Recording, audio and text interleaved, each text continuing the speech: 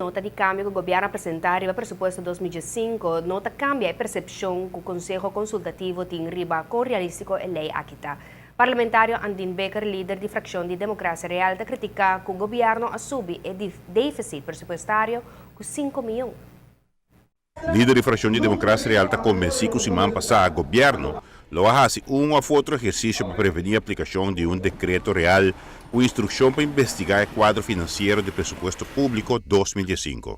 Governo mense informar parlamento ta kiko ta e conta proposta kunang lo amanda governo di Reino den intercambio nang para que ta trata den Rijksministerat. Nós toma nota que o governo com a passe na governo lo a prevenir um of outro cabei e of algemene maatregelen van Rijksbestuur door die manda contraproposta para o governo de Reino. Pero nós não atendemos aqui que a contraproposta que não está. Aunque porta trata de suposição, para sobre o parlamento não tem altura de aqui, líder de fração de Democracia Real quer que o governo lo porra viola a palabração com a hasi for de ano passado com Den Haag, com eventual consequência. E para colmo, nós vim a essa via de meio de comunicação que o dia 12 de dezembro está tem palabração com a hasi concreto de um Rijksministerat que tem um lugar tempo não.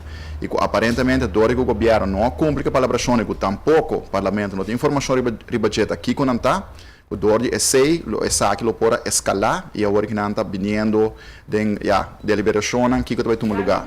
Entretanto, o Estado apresentar quase 1000 perguntas no governo sobre o presupuesto 2015 e depois de atender essa aqui, hace o cambio necessário sobre o documento fiscal.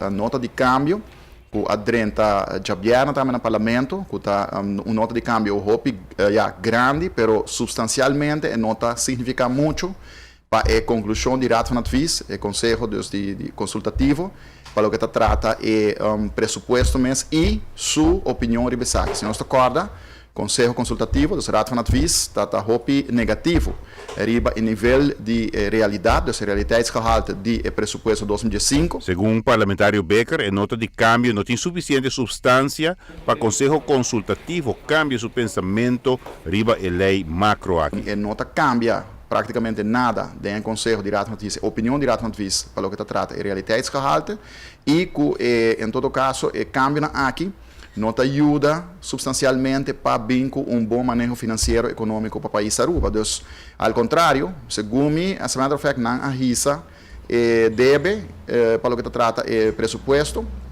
não arrisca este corte como 5 milhões. Giovanni Müller, Notícia e Noite.